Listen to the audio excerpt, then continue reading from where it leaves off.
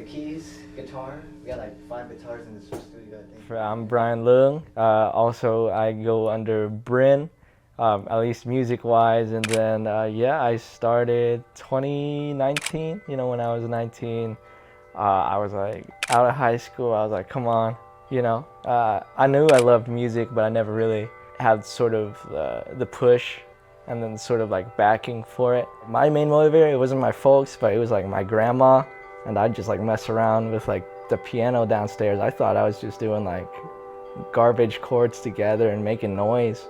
And then my parents were like, quiet down, like turn this down, or like your grandma's trying to sleep. And then like I like talked to her and she's like, I like it, don't listen to them.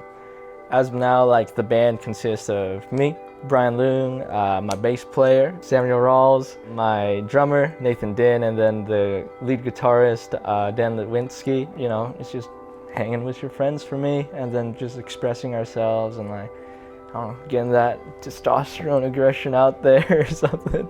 Yeah, something like that. From like my experiences living in Movau, as like an artist, it's a bit tougher because the art scene isn't really as active. It's just dirt and warehouses, you know. You try to put yourself out there, they'll look at you like you're crazy or like you're on something probably. But for me, I think the lowest point was when I was trying to put together my first album, and I was like, oh my gosh, like this is such like a big endeavor. It sort of put me in a self-reflection zone.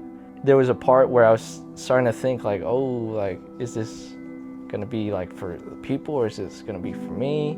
But it was also a big learning point for me because I could figure out who I was and whether I could take the punches or not. When I released my first album, that was like my biggest stress off my shoulders. And then, you know, people always post on social media, I'm gonna release an album, or I'm gonna release this EP, or I'm gonna release this thing. But then, you know, years down the line, you never hear about that. There are a lot of artists in Movau. It's just this area and this, you know, they lack a sort of art sort of platform for them to be able to work with. I know like in Fullerton, there's so many music opportunities, open bars, open mics, so many of like these things out there just for like artists to have and have a platform to just voice anything.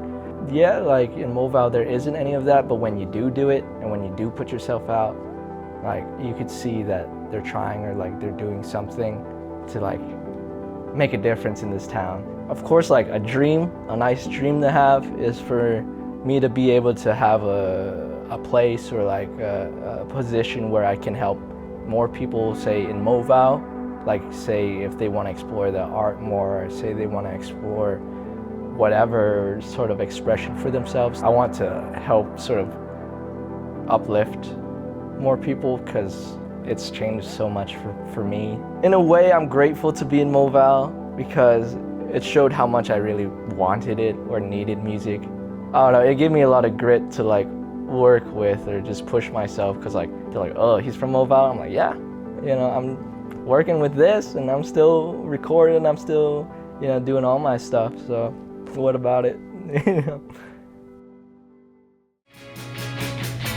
Oh darling, there's no issue.